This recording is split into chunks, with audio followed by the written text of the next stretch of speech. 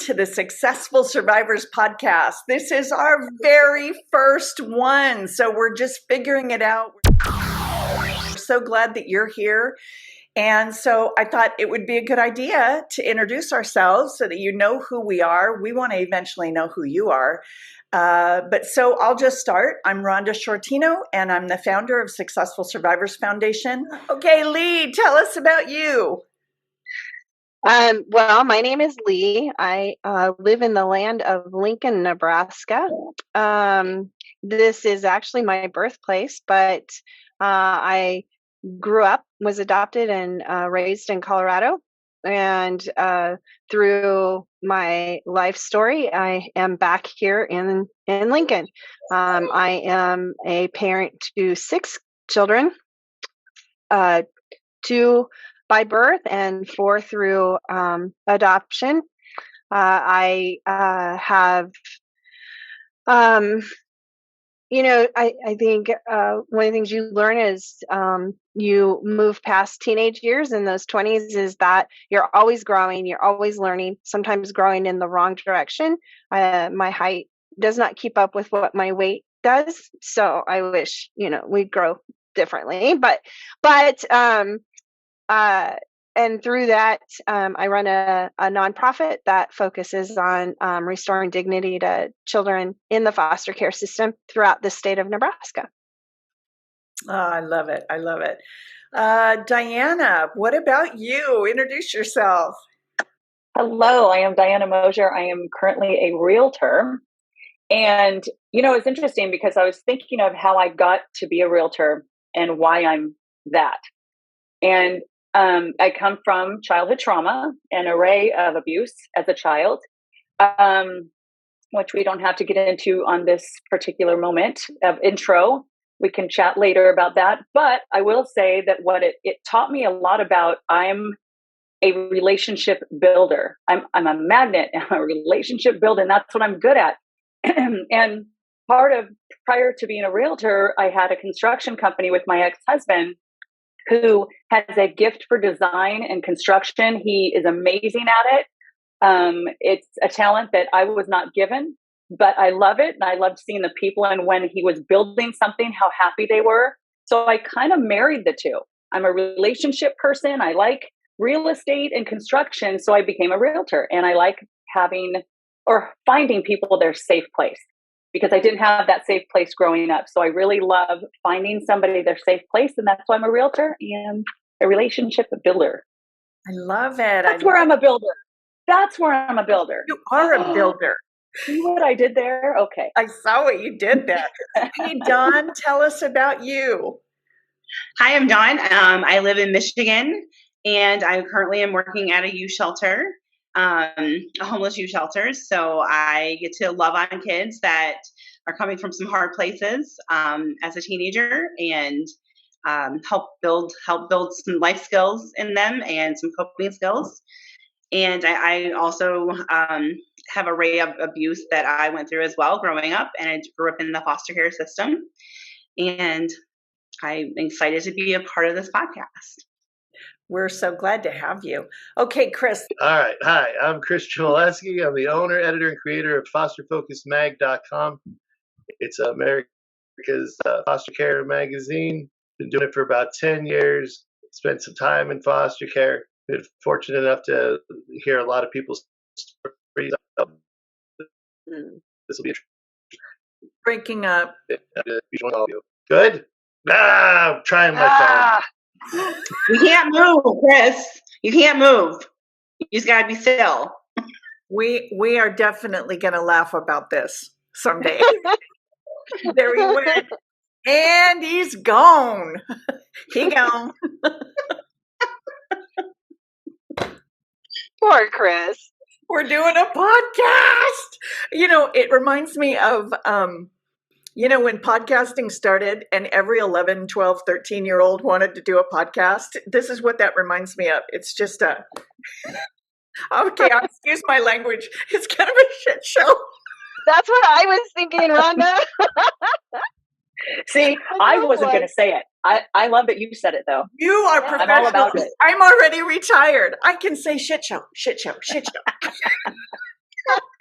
And I hope they're laughing in heaven. I hope God's not up there. You know, that's how a 13-year-old not would do offended. that too. That's exactly how a 13. Hey, you know what? I can say naughty words. My mom doesn't even know what I'm saying in here. She doesn't even know how to work the computer. She'll never find out. Oh my gosh. Oh, All right, Chris, come on back. I clicked the We're button. already unstable, so there's that. I mean, to be fair, Good one. Good one, Lee. there we I go. thought Write Chris that was down. the stand-up comedian. All right, I settle down with the. Jeez. Sound is I really leave good. I leave for a minute, and already I'm getting. Hang on, I'm trying to figure out the background. Give me a second. I have to switch everything over to my phone. Chris's headshots have never looked better. Oh my gosh. You are so funny today, Lee. Oh my goodness. Who's the comedian? This is You. brutal. Oh, I love it. This is just brutal. But, isn't this how siblings are supposed to be? I don't know. I'm just asking Yes. for a friend. Yes. But, Yeah. yeah. I think we're all Yes. brothers and sisters somehow. Yeah. Yeah. So I'm just going to blow my nose on the camera. That's This I feels thought- like the yeah. Brady Bunch gone wrong. I'm I just thought you were in a drier climate. I thought that was supposed to be dry helpful. climate, but stuff still blooms in the desert. So Yeah. isn't this so fun? We have California, Uh-huh. Nebraska, Michigan, Nevada, and if we can get the picture on Chris, then we'll have a picture on Pennsylvania. So that's kind of fun. I think it'll be fun to have people from all over the country and different backgrounds and everything. So Chris, and Dawn's gone. Dawn, why are you leaving? I'm just going to take my vitamins so I can make it through this podcast. Okay. Yeah, I'm on my 4th anxiety pill. I'm not editing any of this, Nor should you. nor should I. Nor should you. Okay, Chris, if we don't get a picture of you soon, I'm going to introduce you. I just know I won't be as funny as when you do it. Rhonda, face roller. Oh, wow. That does not work at all. That is almost scary. You look like What's wrong? Shining. You look Now I'm like afraid. Jack Nicholson in The Shining right now. Here's Johnny. Why? Is Here's Johnny. Is it this way better? Oh, I got there. this. There you go. Woohoo! Yeah. Oh my Let's see if I can goodness. figure out I that think thing. we're all together. We're close. Can you scooch? I feel like, I don't know why there's a circle. Like, is there a, can you, I don't know either. there? I don't know. Your face I don't, closer? All feels very strange. I don't think. Does it work? Yeah, we Oh, see you. It's just weird because you're in a circle, but we're happy to have you. It could be a square. It could be a triangle. Come back, Chris. Goodness. Listen, I'll be over here. I'm just going to be doing this and You trying to just do your daily do something routine with my over there. face. It's gonna fix my neck. Age, In this There you episode go. of the Successful Survivors podcast, we talk about beauty tips. Well, There if you we go. keep going on like this, waiting on Chris, I'm going to have to go get the razor and shave my chin. What is, okay, seriously, why do these, what is happening with these things? Why do they just come out like this of our chin? Why is this a thing? I have said many times, I'm going to start braiding these things because I can't, my hair is so fine, I can't see them until I'm out somewhere and I can do nothing about it. And You have to have those tweezers in the car. an inch long. Yeah, in the Yeah, car. along with your hand. And then lift the And a mirror, light. do the thing, and do the pluck. Yeah. You're welcome, Chris. Okay, so I was worried about. I was thinking about that the other day. should All right, I? did that work? Well, you're there. I'm trying to make fun of you. I'm trying to figure this out. Okay, All it's right. okay. This There we stinks. go. We should. Just give us. Getting a terrible title for this. Oh my God. Just I give don't- us an intro. I don't want to now. Oh, this is the You have worst. to. This know does it. sound like kids, doesn't it, Lee? I don't want to now. Now I don't want to. I don't feel like you can Yes. make me. All right, come What on, is Chris. absolutely awesome about This this is is all of that my this is nightmares in how one we place. survive, right? That's right. This is how we survive. We We innovate. just roll with it. We become chameleons. We figure out what do we need to do next. We adapt. Chris, That's We'll fix all this in post. Chris, if you could just do one, get Phantom. I'm receiving Phantom of the Opera. So if you could, not just have half of you, if you could like slide into the middle center of the situation. It's pointed right at me. the other way. The Nope, other way. there we go. A little There more. you There, are. there. Yes. Oh, stop. Woohoo! Stay right Yay. there and don't move. There's no way my arm's going to keep this up the whole time. Listen, right, I'll if do your it. face is not symmetrical, Diana will fall out. She can't. She just can't. Oh, Yeah, 'cause Diane, it's a I'm sorry, book but there's nothing symmetrical about me. This Hey, you eye fit is in smaller than this eye, so that's good. All right, are you ready for me to? Yes, yes. Introduce yourself, Okay. Chris. All right, for the last time. My name is Christian Molesky. I'm the owner, editor, and creator of fosterfocusmag.com. It's been a foster care magazine for the last 10 years. I spent time in foster care. I got to hear a lot of stories from survivors, so this should be interesting and fun. Well, thank you. I'm so glad that you're here. Okay, everybody. For this very first episode, I want to talk about whatever you guys want to talk about. I actually was thinking that, we should talk about things that sort of lay the foundation Is for Chris okay? Oh, there. Chris. Yeah, sorry. Saying, I noticed there was a TV on behind me. Okay, this stinks. This is the I worst. was just worried he fell out of his chair or something. No, I was trying to. This is a great first episode. We are gonna be Who's still first? Joe Rogan. Look out! Right. Oh, step aside, Joe Rogan. Yeah, Okay, step aside, Joe. Okay, so maybe just the foundation here. Okay, why do you think, Lee? Why do you think it's important that survivors of childhood trauma get together and talk together? Well, I think one of the biggest reasons is to be reminded you're not alone. It's very easy to feel like you're the only person that's either ever faced something or is going through something. Nobody could possibly understand. Everybody's judging you. And so I think it's incredibly important to be reminded that you're not alone on this journey. And then also for encouragement, right? One of my sayings right now that I'm kind of using to walk through life is I have survived all my worst days. Ooh. Right. Ooh, I like that. And so as long as I keep that in mind, then even when I feel like I'm having my worst day, I'm reminded I've already survived all my worst days. And so it's just about putting one foot in front of the other. But I think the biggest reason that we need to get together is because we need to be able to support and encourage each other. That's good. Dawn, what do you think? I love everything that you said, Lee. I don't even know how am I going to follow you. I would say just to not feel isolated, right? Mm-hmm. I mean, alone and isolated are same thing, maybe a little bit different. But it kind of helps you to inspire other people, right? As like you said, you survived all your hard days. Like that's amazing to think about. It's a really good perspective to have on life because our hard days aren't over, right?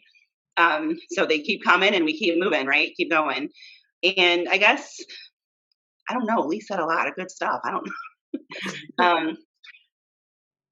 I guess just to be there for each other, to know that, somebody actually understands you. Because, you can share it with your friends and they can go, that must have been hard. But you can say, I know that was hard. So I guess that's what I would say, just to be able to really understand somebody. What do you think, Diana? I love the idea of encouraging people to talk to people about it and about trauma or anything you've been through, your hardest days, because they teach you something in that moment. You always learn something in that moment, whatever they're going to share with you. Example, when Lee said, you've survived your hardest days. I just learned something. I wrote that down on my paper right in front of me right now. So if you're not talking about it, you don't have the opportunity to learn from someone else and them teach you in random things. And I think you and I have talked about this before. My boyfriend, when I was 17 years old, 16, 17 years old, taught me how to count in German. I know how to count in German to this day.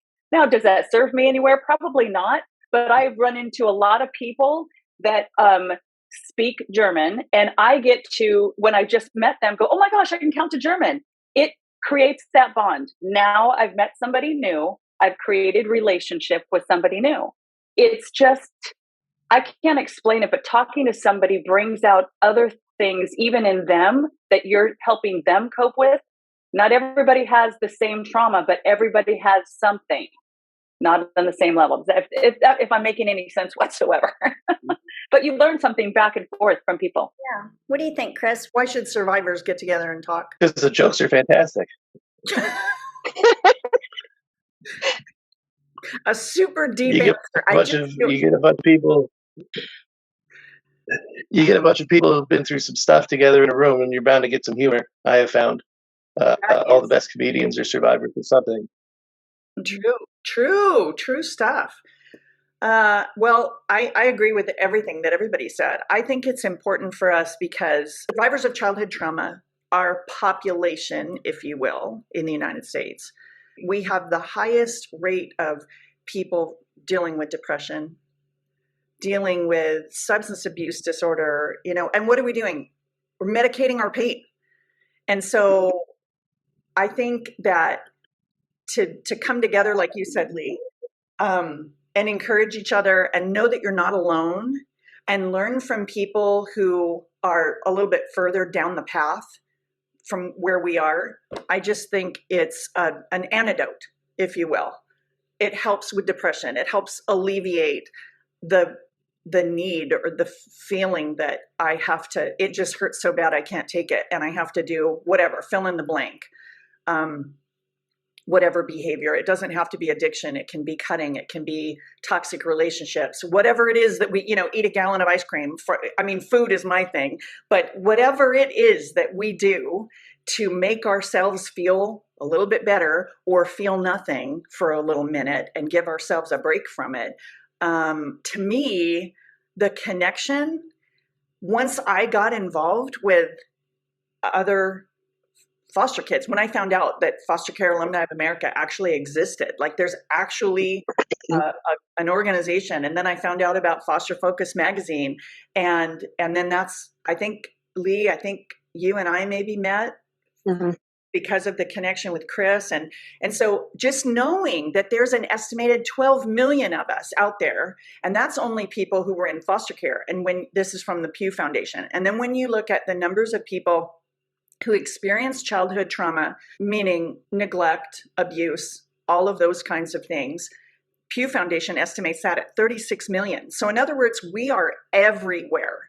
Now you add on top of that, people who experienced abandonment when their parents got a divorce, or a parent died, or somebody close to them died, or had some kind of a mental break and was hospitalized or whatever. When you're 6 years old, you don't understand a mental break. You just know mommy's not there anymore.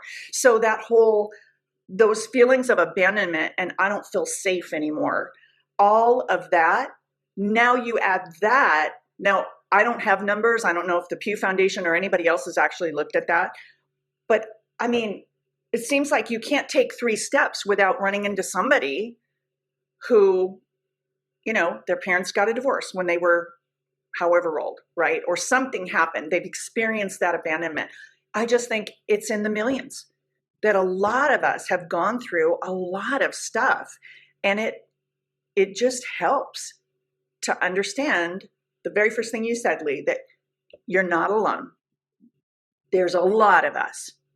And we've learned how to not just deal with it, but actually, I think, be better because of it. And I know a lot of people think, okay, well, that just sounds completely crazy. But I know that I am who I am because of everything that I've been through. And I'm not saying I'm perfect. I'm saying I know I'm flawed, but I also think I'm awesome too, because I know that I'm strong and I'm resilient and I'm resourceful. Like it's almost guaranteed I won't do the right thing in an emergency, but I will do something. I will get out of a burning building somehow, some way, and I will take as many people with me as I can. I don't know if I would have that determination and courage and all of that stuff if I hadn't been through what I went through as a kid. And so I actually think when we embrace who we really are, our real identity, instead of trying to, I don't know, like I lied about it for when I was a little kid. I lied about everything because it was so shameful to me that my parents didn't want me and all that kind of stuff. When I finally was outed, I was 27 years old and somebody like figured it out. And when I was finally outed, wow, what freedom that I could be who I am, a little bit twisted, a weird sense of humor, and whatever, I could go on and on. But that's okay. I am who I am, and that's okay. And you are who you are, and that's okay. And so that's why I think it's important for us to do this. Anybody have anything that you want to add? I mean, it's critical. I think it's critical that you got to start finding your tribe, but you got to start finding the coping skills. What works for you to get through to the next day? Like, I always say finding your little wins wherever you can find a win. And especially like when I look back on my childhood, I have, all the stories I can kind of restructure that in my brain. Yes, it was traumatic, and yes, it was horrible. But oh my gosh, that win, how I created that diversion so my dad couldn't get to me in that moment, boom, foiled the crime, if you will, in that moment. That's a win for me. Look at how resourceful I am at 8 years old or 7 years old. That's huge. And hey, it might not be pretty, but it works. And when you find that way, you kind of reprogram that memory in your brain and you feel good about yourself. You feel confident. I feel confident that I can get out of, like you said, I will get out of the burning building. It might not be pretty. I'll get through it. I'll crawl under it, over it, around it, whatever, through it, however you got to go. But, you learn these things, and just finding that win is a coping thing. The funny, that's always super good, for me. I mean, I'm just like, I put on Friends. That's my go-to. Friends is, I can play that all day long, every day. Or Mrs. Doubtfire, you got to find that funny, whatever makes you laugh. The comedian Chris, you find him and you get a couple of good jokes in there, and that's how you get through your day of whatever your day is. But finding the wins and getting that funny in there, or walking outside. I know your favorite is exercise, Rhonda. So, the gym is important. And so, you got to get that brain working, So. Oh my gosh. Oh yeah. Some good coping skills. Killer gym rat. Well, okay. So anybody have anything to add on this one? I would say, in my experience, some people that I talked to, they're like, oh, I didn't know to call it that abuse, or I didn't know what to call it trauma. And so I think in talking about it, it kind of helps people identify what it is, right? Because we can't fix or move around or get out of something we don't know what is. Ooh. And so some people I have just recently talked to, they're like, oh, I would have never called it that. I said, but it is that.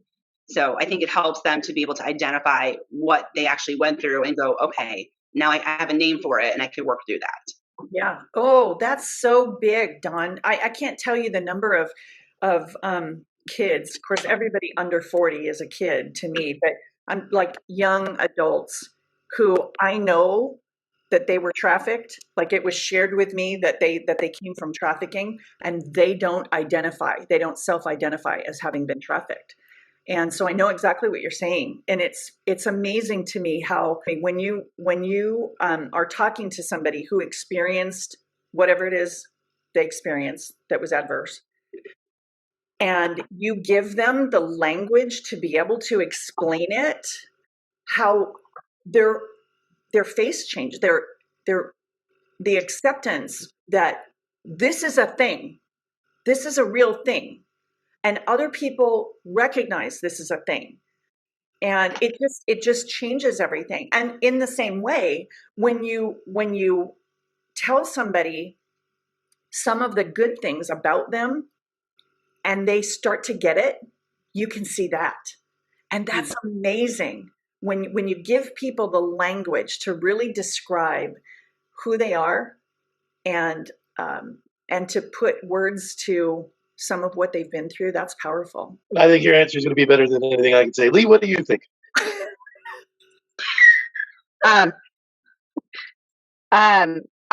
Well, there was two things running through my mind. One, Dawn, you touched a little bit on there being a difference between feeling alone and feeling isolated and being isolated. And I bet every single one of us has been in a room full of people and felt extremely alone. That difference is that we're in a room with people, and isolation is where we have pulled back and we aren't in that room. And so to your point of why is it important? It's important because I don't ever want anybody to feel isolated. I can't make anybody stop feeling alone, but hopefully by sharing my story, they won't feel like there isn't somebody who understands.